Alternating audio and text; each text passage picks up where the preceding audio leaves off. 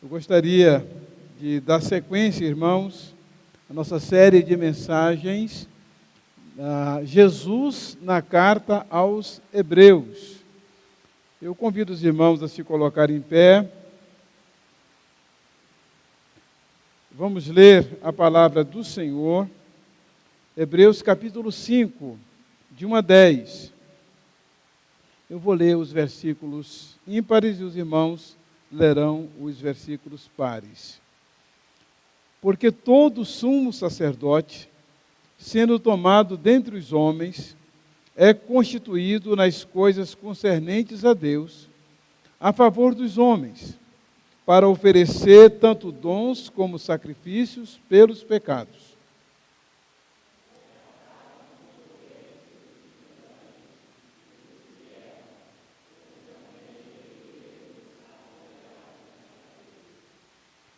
E por esta razão, deve oferecer sacrifícios pelos pecados, tanto do povo como de si mesmo.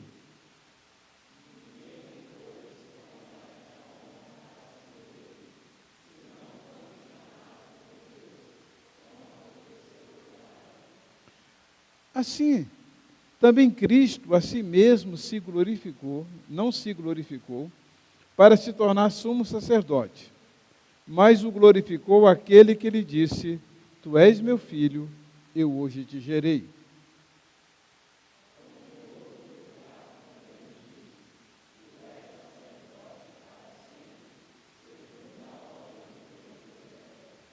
Ele, Jesus, nos dias da sua carne, tendo oferecido com forte clamor e lágrimas, orações e súplicas, a quem o podia livrar da morte, e tendo sido ouvido por causa da sua piedade,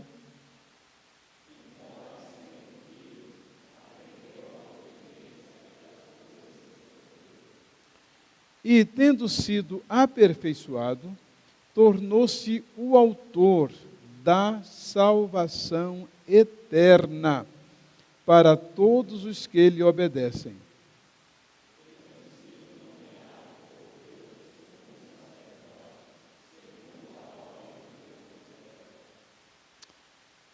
Deus nos abençoe e nos ajude a compreender sua palavra, amém? Meus irmãos, este capítulo de Hebreus, ele dá sequência ao capítulo 4. No capítulo 4, nós vimos que ele termina falando sobre a razão por que nós devemos ir ao trono da graça. Que Jesus pode nos socorrer. Agora, no capítulo 5, ele vai falar sobre a salvação eterna. O que Jesus fez, a salvação eterna que Jesus realizou. E aí, eu quero começar, dentre os muitos assuntos que são abordados aí nesse capítulo 5, de 1 a 10, não dá para a gente se ater a todos os pontos, mas eu quero destacar apenas 4.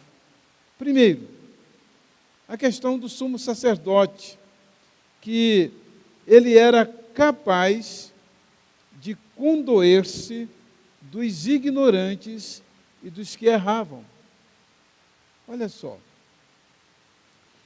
Aí o versículo 2 de Hebreus 5 vai dizer: e é capaz de condoer-se dos ignorantes e dos que erram, pois também ele mesmo está rodeado de fraquezas. Você sabe o que acontecia antigamente, quando uma pessoa errava? Ela era obrigada a levar um animal para ser sacrificado em lugar dela. Vocês já imaginaram o tanto de pecado que nós cometemos se isso continuasse até hoje? Se todos os dias você tivesse que chegar na porta da igreja aqui com um bode, um touro, uma ovelha, um casal de pombos, não é? Uma panela de farinha, por causa dos seus pecados, era assim antigamente. Cada pecado que a pessoa cometia, ela tinha que oferecer um animal. quando chegava lá. E eu já expliquei para vocês como é que era. Chegava lá, o sacerdote era escolhido por Deus para se compadecer daquela pessoa. A função dele era essa. Só que ele mesmo era pecador também. Olha que situação. Então, na hora de oferecer um sacrifício por alguém, ele tinha que oferecer por ele também. Aí o que ele tinha que fazer? Ele tinha que colocar a mão na cabeça da pessoa, da pecadora, uma mão, e colocar a outra mão na cabeça do animal, da vítima. E ali ele intercedia. Naquele momento significava que o pecado daquela pessoa passou para aquele animal. E qual é o salário do pecado, irmãos? A morte. O animal tinha que ser morto. Para poder a gente entender o que Jesus fez por nós. Na hora que o pecado da pessoa passava para o animal tinha que ser morto, porque o salário do pecado é a morte. Então, a função do sumo sacerdote, antigamente, era condoer-se dos ignorantes, dos que erravam. Da mesma forma, acontece com Jesus. Então, Jesus, no momento que ele pegou o nosso pecado, ele pegou a nossa morte, a nossa condenação. Por isso que ele teve de morrer. E é isso que o escritor da carta aos Hebreus está falando. Porque muita gente não entendia. Como assim? O Filho de Deus veio ao mundo e morreu? Ele que ia ser o sucessor de Davi e foi crucificado. Aí o escritor da carta aos Hebreus está explicando que assim como antigamente o sumo sacerdote tinha de compadecer-se dos fracos, dos que erram, dos ignorantes, e vocês veem aqui que eram os que eram ignorantes e os que erravam. Meu irmão, minha irmã, qual foi o momento na sua vida em que você agiu com ignorância? Quantos de nós não fazemos isto, não é? Temos, às vezes, uma atitude tão ignorante, tão agressiva, tão ofensiva para com alguém. E aqui diz que Jesus se compadece da gente. Temos que nos lembrar que o salário do pecado é o que mesmo? Vocês já imaginaram quantas vezes você teria que ter morrido já? Quer dizer, a gente só morre uma vez, né? Olha quantas vezes Jesus já nos livrou da morte e Ele já se compadeceu de nós nas nossas ignorâncias da vida. Como Deus é bom, como Ele nos ama. Antigamente era o coitado do animalzinho que tinha que ser sacrificado. Meus irmãos, o sacrifício de um animal é um processo doloroso. Quem já abateu o animal sabe como é que é. Não tinha anestesia, não tinha nada disso não. Sangrar o animal esperneia, tem que amarrar ele. Quem já matou um frango sabe como é que é. O momento traumático do abatimento de um frango. Eu já vi matar porco. Que momento traumático do abatimento de um porco. Os abatedores de animais até hoje têm lá os processos para minimizar a dor, o sofrimento do animal. Agora imagine, irmãos, milhares de pessoas chegando todas as semanas, centenas delas todos os dias. Era uma fila imensa na porta da igreja, na porta do templo antigamente. Aí o que é que Jesus faz? Ele vem com um sacrifício só. Ele se compadece de nós, os ignorantes. E se compadece de nós, os que erramos. A diferença entre os sacerdotes antigamente é que eles tinham que oferecer sacrifício por eles mesmos, porque eles estavam rodeados de fraqueza. Então, a segunda lição que nós tiramos daí está no versículo 3. O sumo sacerdote tinha que oferecer sacrifícios pelos pecados de si mesmo. Antes de oferecer sacrifício pelos outros, eles tinham que também abater um animal. Os pecados deles tinham que ser passados para um animal, aquele animal ser abatido, e era um processo muito interessante, porque tinha que pegar aquela bacia de sangue, pegar um pouco do sangue, colocar o altar, tinha 4 chifres, tinha um chifre em cada ângulo dele. Então, passar um pouco de sangue naquele chifre ali do altar, entendeu? Pegar um tipo de sopo e aspergir o sangue, jogar o sangue e pegar o resto daquele sangue e despejar na base do altar. Isso era feito muitas vezes por dia. Depois tinha que esfolar o animal. Depois que esfolasse o animal, tinha que parti-lo e separar, né, os miúdos dele, né, as vísceras deles, os órgãos internos deles. E depois, uma parte daquilo era queimado fora dali da área do templo, e outra parte era queimada lá mesmo no altar. Vocês já imaginaram se a gente tivesse que continuar fazendo isso até hoje? Jesus fez isso uma vez só por todos nós. Permita que Jesus, nesta noite, seja o seu sumo sacerdote, das suas ignorâncias, dos seus erros. É isso que Deus quer de cada um de nós. Em segundo lugar, que o sumo sacerdote tinha que oferecer sacrifícios pelos pecados de si mesmo. Versículo 3. E por esta razão, deve oferecer sacrifícios pelos pecados, tanto do povo como de si mesmo. Qual é a diferença entre os sacerdotes antigamente no oferecimento dos animais e Jesus? Os sacerdotes tinham que oferecer outra vítima. E o que Jesus fez? Ofereceu-se a si mesmo. Olha só. Jesus não falou assim, vou pegar aqui um bode, um cordeiro, um carneiro, uma cabra, para oferecer. Não. Ele foi o sacrifício. O sacerdote pegava um outro animal. Jesus disse, eu serei essa vítima. Eu serei o Cordeiro de Deus que tira o pecado do mundo, como diz lá em João 1:29. Próprio Jesus. Precisamos compreender mais isso na nossa vida, para nós sermos mais gratos a Deus pelo que Ele fez por nós. E todos os erros e ignorâncias que nós temos cometido, que recaíram sobre Jesus. Em Hebreus 5:4,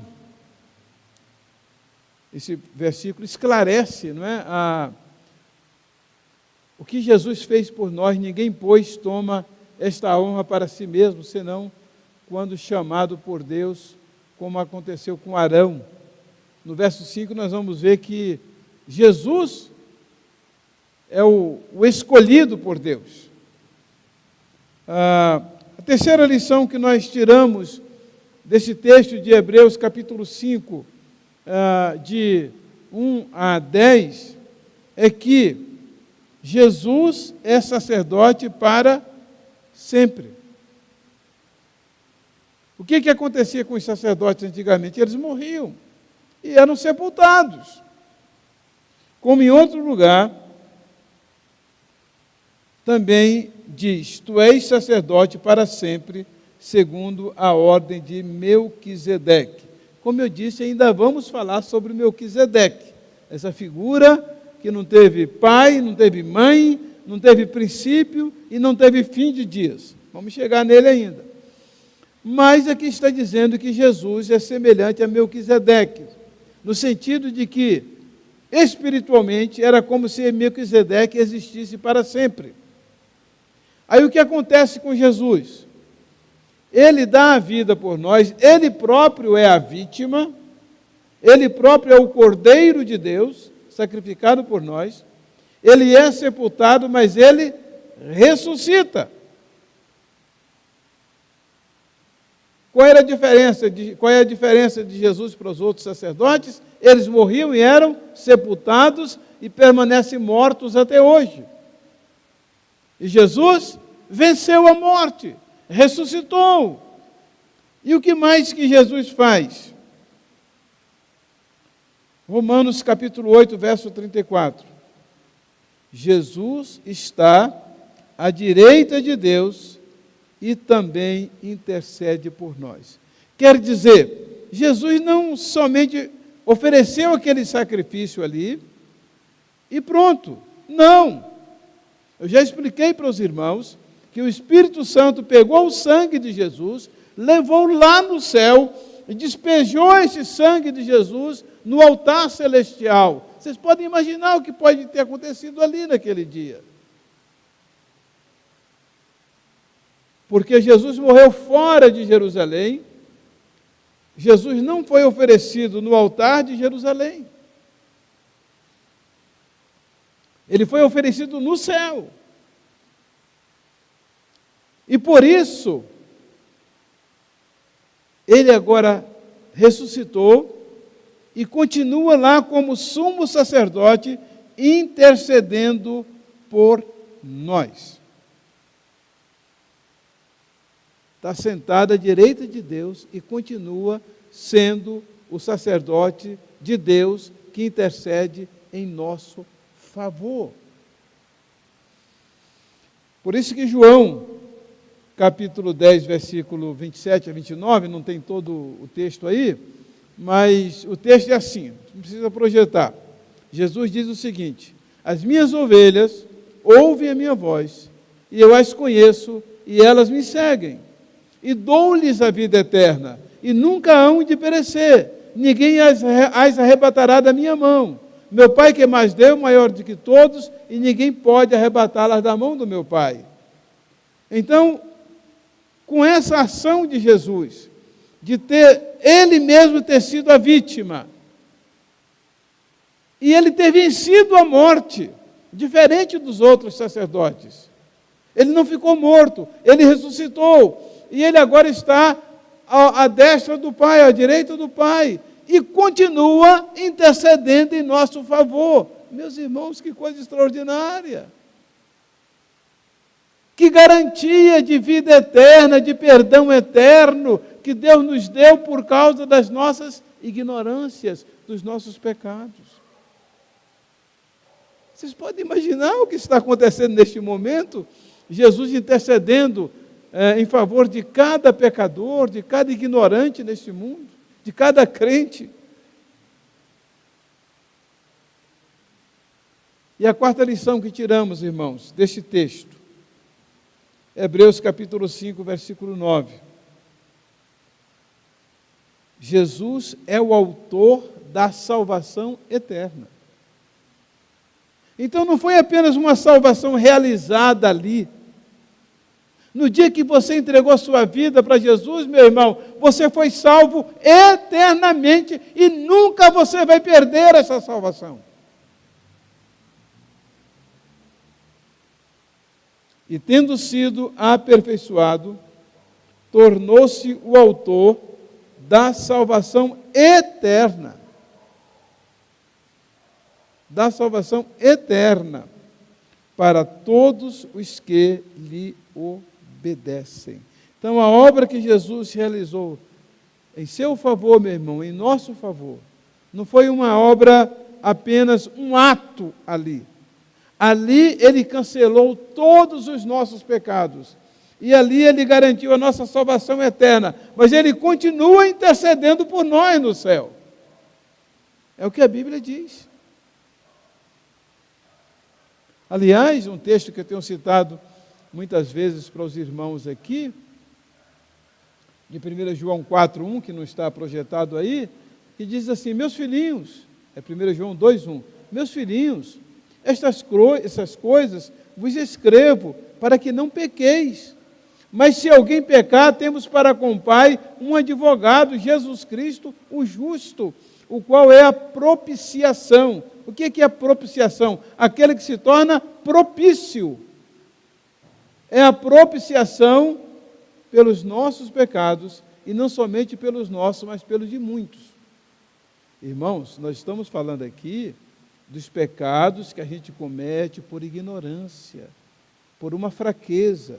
Não estamos falando daquelas pessoas que vivem pecando e não se arrependem, não mudam de vida. Não estamos falando dessas. Por essas não há salvação. Não há intercessão de Jesus. Todos nós sabemos 1 João capítulo 1, versículo 7, que diz assim: mas se andarmos na luz, como Ele na luz está, temos comunhão uns com os outros e o sangue de Jesus Cristo, o seu Filho, nos purifica de todo pecado. Versículo 8, se dissermos que não temos pecado, mentimos, e a sua verdade não está em nós. Versículo 9, mas se confessarmos os nossos pecados, Ele é fiel e justo para nos perdoar os pecados e nos purificar de toda injustiça. Nós estamos tratando aqui das pessoas que pecam e se arrependem. Não estamos tratando aqui das pessoas que pecam e permanecem no pecado.